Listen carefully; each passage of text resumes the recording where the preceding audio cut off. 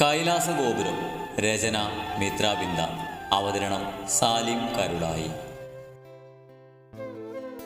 Stitch remove ചെയ്ത ശേഷം റൂമിലേക്ക് പാർവതി വളരെ കൂളായിട്ടാണ് നടന്നു വന്നത്. ലേബർ റൂമിന്റെ വാതിൽക്കൽ തന്നെ കാശിനാഥൻ ഇരിപ്പുണ്ടായിരുന്നു. പുഞ്ചിരിയോടുകൂടി ഇറങ്ങി വരുന്ന നമ്മളെ കണ്ടതും അവന് സമാധാനമായി. അതുവരെയും പാവം പ്രാർത്ഥനയോട് കൂടിയായിരുന്നു കഴിഞ്ഞത്. എങ്ങനെയുണ്ടടാ, നിനക്ക് വേദന എടുത്തോ?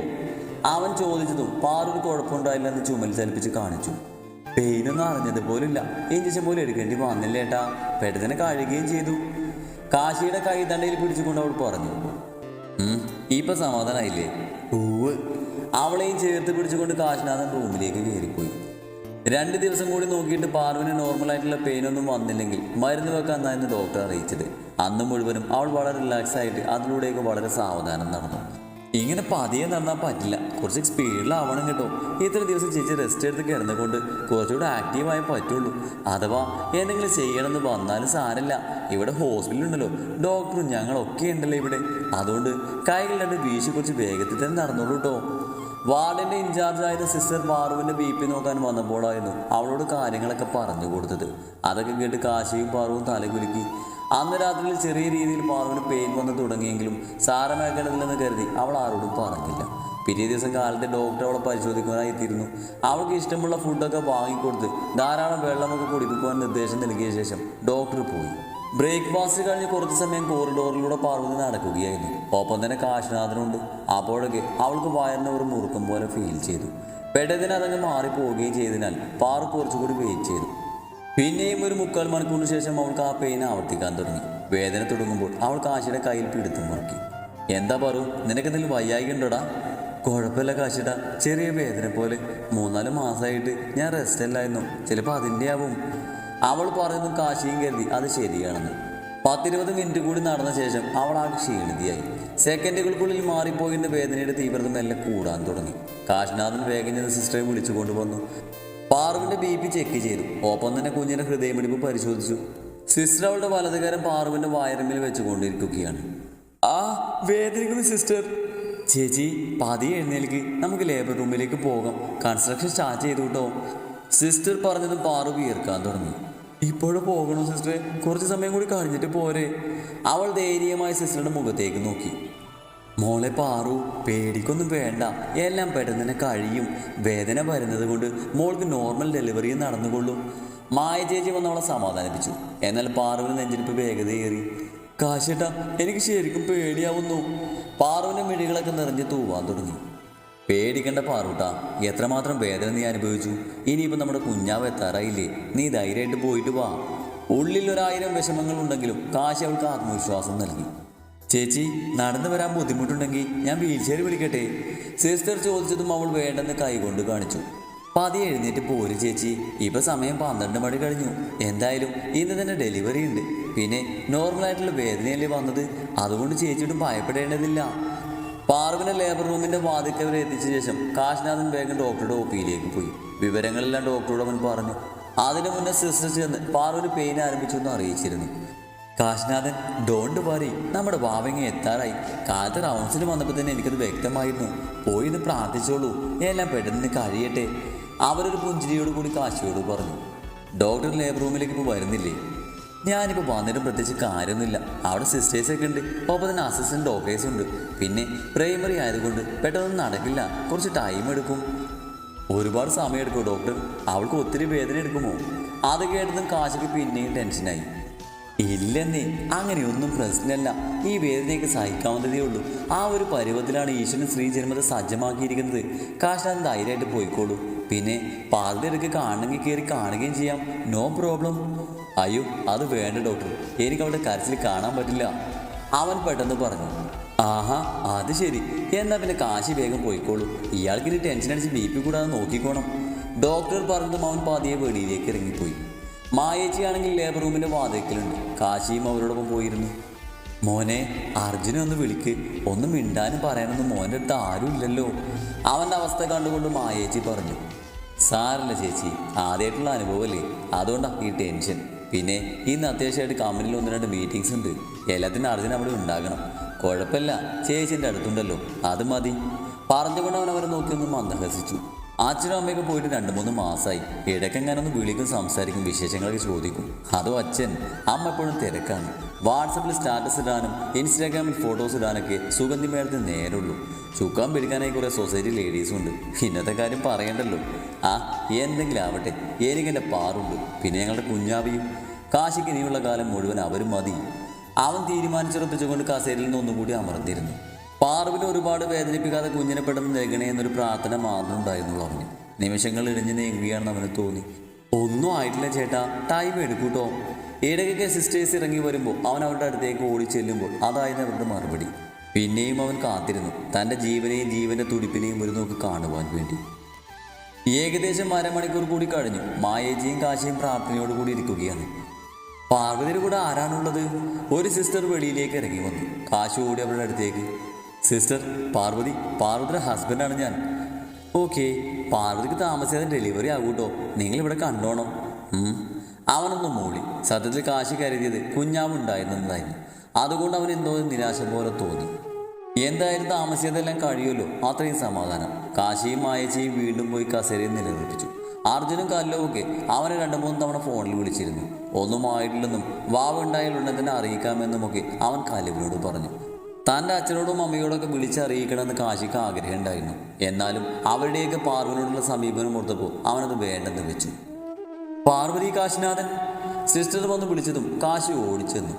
ഡെലിവറി കഴിഞ്ഞു, പെൺകുട്ടിയാണ്, നിങ്ങളിവിടെ നിൽക്കൂട്ടോ, കുഞ്ഞിനെ കൊണ്ടുവന്ന് കാണിക്കാം. പെൺകുട്ടിയാണെന്ന് കരുതാൻ കാശിയുടെ ഉള്ളം തുടികൂട്ടി. ഒപ്പം മിഴികൾ നിറഞ്ഞു തൂവി.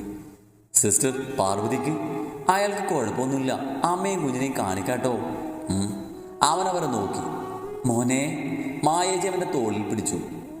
ചേച്ചി. അവന് തൊണ്ടക്കുഴിയിലൊരു ഗദ്ഗതം, മിണ്ടാൻ പോലും പറ്റുന്നില്ല. മോൻ്റെ ആഗ്രഹം പോലെ പെൺകുഞ്ഞിനെ തന്നെ ഈശ്വരൻ തന്നല്ലേ, സന്തോഷിക്ക്, പ്രാർത്ഥിക്കും മോനെ. അതിന് പകരം ഇങ്ങനെ കരഞ്ഞുകൊണ്ട് നിൽക്കുവാണോ?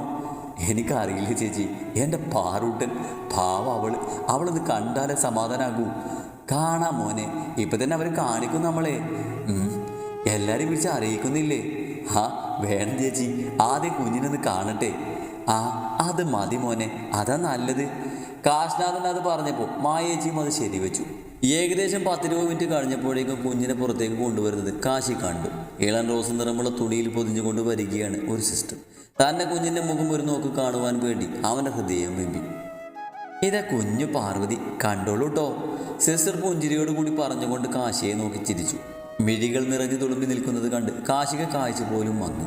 അവൻ പെട്ടെന്ന് തന്നെ കർച്ചീഫ് എടുത്ത് മിഴികൾ അമർത്തി തുടച്ചു. തൻ്റെ പൊന്നോമനെ മേടിച്ച് നെഞ്ചോട് ചേർത്തു. സ്വപ്നത്തിൽ താൻ കണ്ട് മറന്ന മുഖം മറന്നു പോയിരിക്കുന്നു താൻ. പക്ഷേ ഇപ്പോൾ വീണ്ടും വീണ്ടും അത് ഓർത്തുപോയി. തൻ്റെ കുഞ്ഞു പാർവതിയെ കണ്ടപ്പോൾ ആൾ നല്ല ഉറക്കത്തിലാണ്. കുഞ്ഞാപ്പൂ, അവൻ വിളിച്ചു. വാവയുടെ ഇമകളൊന്ന് ചലിച്ചതായി അവന് തോന്നി. അസല അമ്മക്കൂട്ടി തന്നെ.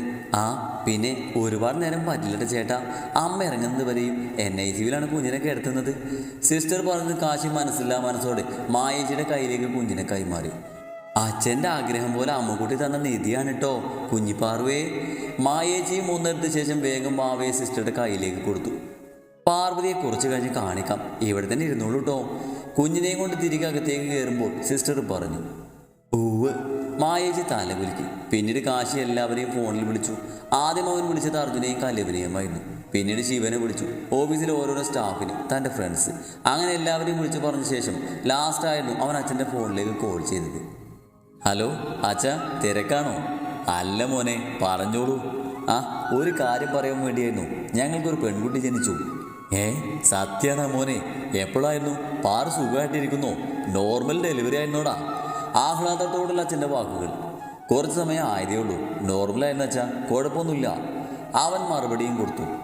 മോനെ, അമ്മേൻ്റെ അടുത്ത് നിൽപ്പുണ്ട്, അവളുടെ കയ്യിൽ കൊടുക്കാം. മോനെ, കുഞ്ഞിനെ കാണിച്ചോടാ, അമ്മയാണ്. കാണിച്ചു. ഫോട്ടോ അയച്ച് തരണേടാ, ഞങ്ങൾ ഉണ്ണ വരുന്നുണ്ട് കേട്ടോ. ഫോട്ടോ ഒന്നും എടുത്തില്ല അമ്മേ, എടുത്തു കഴിഞ്ഞ് അയക്കാം. മറക്കല്ലേടാ, ഞാനതിന് ആരെയും മറന്നിട്ടില്ല. മറന്നൊക്കെ ആരാണെന്ന് സ്വന്തം മനസാക്ഷിയോട് ചോദിച്ചാൽ മതി. അവൻ പറഞ്ഞുകൊണ്ട് ഫോണ് കട്ട് ചെയ്തു. സാർ, പാർവതി റൂമിലേക്ക് മാറ്റാൻ കേട്ടോ, അപ്പോഴും കണ്ടാൽ പോരെ, ആളും മയക്കത്തിലാണ്. മുന്നേ വന്നിട്ട് പോയ സിസ്റ്റർ വീണ്ടും വെളിയിലേക്ക് വന്നു. മതി സിസ്റ്റർ, അവൾ ഉറങ്ങിക്കോട്ടെ. കുറേ ദിവസമായിട്ട് അവൾക്ക് ഊണും ഉറക്കമൊന്നും ഇല്ലായിരുന്നു. എന്നാൽ പിന്നെ നിങ്ങൾ റൂമിലേക്ക് പോയിക്കോളൂ. കുറച്ച് കഴിഞ്ഞ് പാവത്തിൻ്റെ ഡ്രസ്സൊക്കെ ഒന്ന് കൊണ്ടുവന്നാൽ മതി കേട്ടോ, ഞങ്ങൾ അറിയിക്കാം. Okay sister. ഫുഡൊക്കെ മേടിച്ച് വെച്ചോളൂ. ഇപ്പം തന്നെ സമയം 5 മണിയായില്ലേ? എന്താണ് വാങ്ങേണ്ടത്? എന്തായാലും കുഴപ്പമില്ല, ഒരുപാട് എരിവും പുളിയൊന്നും വേണ്ട. ഓക്കെ. ആ പിന്നെ ചേട്ടന് ഡോക്ടറെ അന്വേഷിച്ച് താഴെ OP-യിലേക്ക് ചെല്ലുമോ? മറ്റൊരു സിസ്റ്റർ അകത്തു നിന്ന് ഇറങ്ങി വന്ന് പറഞ്ഞതും മായ ചേച്ചിയെ റൂമിലേക്ക് പൊക്കോളാൻ പറഞ്ഞ ശേഷം അവൻ പെട്ടെന്ന് താഴേക്ക് പോയി. കാശിനാഥൻ മോളെ കണ്ടപ്പോൾ സന്തോഷമായിടൂ, പേടിയൊക്കെ പോയോ? ഡോക്ടർ അവനോട് ചോദിച്ചതും അവൻ പുഞ്ചിരിച്ചു. ഭയങ്കര ടെൻഷനായിരുന്നു ഡോക്ടർ. ഞങ്ങളുടെ 2 പേരൻസ് ഇവിടെ ഇല്ല, അതാണ് ഏറ്റവും സങ്കടം. അതൊന്നും സാരില്ലെന്നേ. ഈശ്വരൻ കരുതി വെച്ചിരിക്കുന്ന നേരത്തെ തന്നെ കുഞ്ഞ് ഈ ലോകത്തേക്ക് വന്നിരിക്കും. അതാരൊക്കെ ഉണ്ടായാലും ശരി, ഇല്ലെങ്കിലും ശരി, പിന്നെ ഫാമിലി സപ്പോർട്ട് കൂടി ഉണ്ടെങ്കിൽ നമുക്കൊരു സമാധാനമാണ്. സാരല്ല, എല്ലാം നന്നായി കഴിഞ്ഞില്ലേ? അതെ ഡോക്ടർ. എങ്ങനെയാണ് ഡോക്ടറോട് നന്ദി പറയേണ്ടതെന്ന് പോലും അറിയില്ല. എന്നോടല്ല കാശിനാഥ, സാക്ഷാൽ ഈശ്വരൻ. എല്ലാം നമുക്ക് നൽകി അനുഗ്രഹിക്കുന്ന ഈശ്വരനോടാണ് നന്ദി പറയേണ്ടത്. ആ ഒരു പവർ. സത്യം തന്നെ, ഓരോ നിമിഷവും പ്രാർത്ഥിക്കുന്നുണ്ട്. ഇന്നിപ്പോൾ ആ ഈശ്വരനെ പോലും ഡോക്ടറുടെ മുഖമാണ്. കാരണം പാർവതിക്ക് എത്രമാത്രം കോംപ്ലിക്കേഷൻ ആയിരുന്നു, എത്രയെത്ര ഘട്ടങ്ങളിൽ കൂടി അവൾ കടന്നുപോയി. ആ നേരത്തൊക്കെ ഡോക്ടറുടെ വലിയൊരു ഹെൽപ്പ് ഞങ്ങൾക്കുണ്ടായിരുന്നു. ഈ ഒരു സപ്പോർട്ടും എന്ന് ഞങ്ങളുടെ പ്രാർത്ഥനയിൽ ഡോക്ടറും കുടുംബവും ഉണ്ടാവും. അത് പറയുമ്പോൾ അവൻ്റെ വാക്കുകളിട്ട് പുഞ്ചിരിയോടുകൂടി ഡോക്ടറെല്ലാം കേട്ടുകൊണ്ടിരുന്നു. ഡോക്ടറുടെ ഫാമിലി മക്കളൊക്കെ എന്ത് ചെയ്യുന്നു? ഹസ്ബൻഡ് ഡോക്ടറാണ്, ഓർത്തോ ഡിപ്പാർട്ട്മെൻറ്റ്. പിന്നെ മക്കൾ? അത് പറഞ്ഞുകൊണ്ട് അവരൊന്ന് നിശബ്ദരായി. ഈ കൈകൾ കൊണ്ട് 1000 കുഞ്ഞുങ്ങളെ എടുത്ത് ഈ ഭൂമിയിലേക്ക് ഉയർത്തിയെങ്കിലും എനിക്കിതുവരെയായിട്ടൊരു കുഞ്ഞിനെ ലഭിച്ചില്ലടോ. അവരുടെ വാക്കുകൾ പതറി. അത് കേട്ടുകൊണ്ട് കാശി നെറ്റിലോട് കൂടിയിരുന്നു. Sorry doctor, it's okay Kashinathan. ഓരോ ജന്മത്തിനും ഓരോ കർമ്മമുണ്ട്. എൻ്റെ ഈ ജന്മം ഈ കർമ്മങ്ങൾ പൂർത്തിയാക്കി പോകുവാനുള്ളതായിരിക്കും, അത്രമാത്രം വിശ്വസിക്കുന്നു. എനിവേ, താൻ റൂമിലേക്ക് ചെല്ല്, പാർവതി ഇറക്കാൻ നേരായി. അവർ പറഞ്ഞത് കാശി എന്നിട്ട് വഴിയിലേക്ക് ഇറങ്ങിപ്പോയി. കുറച്ചു നേരം കഴിഞ്ഞ് പാർവനെ കൊണ്ടുവന്നു. കാശി അവളെയും കാത്ത ആ വാതിക്കലുണ്ടായിരുന്നു. കാശിയെ കണ്ടും പാർവൻ്റെ മിഴികൾ നിറഞ്ഞു തൂവി. അവൾ കരഞ്ഞുകൊണ്ട് അവനെ നോക്കി. അവനും അപ്പോൾ കരയുകയാണ്. ആഹാ, കുഞ്ഞാൻ വന്നപ്പോൾ സന്തോഷിക്കുന്നതിന് പകരം ഇരുവരും കരയാൻ തുടങ്ങുവാണോ? ഒരു സിസ്റ്റർ വഴക്ക് പറഞ്ഞപ്പോൾ പാറു കണ്ണുകൾ തുടച്ചു. അപ്പോഴേക്കും കലുവിനെയും കൊണ്ട് അർജുനും എത്തി. എല്ലാവരും ചേർന്ന് റൂമിൽ വന്നു. അല്പം കഴിഞ്ഞാണ് കുഞ്ഞാവയും കൊണ്ടുവന്ന് നേഴ്സ് കിടത്തിയത്. പാറു മുഖം തിരിച്ച് നോക്കിയപ്പോൾ കണ്ടു സുഖമായി ഉറങ്ങുന്ന വാവച്ചിയെ.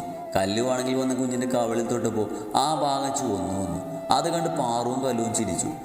താമസിയാതെ അടുത്ത ആളിങ്ങ് എത്തും, കുഞ്ഞാപ്പൂവിന് കൂട്ടായിട്ട്.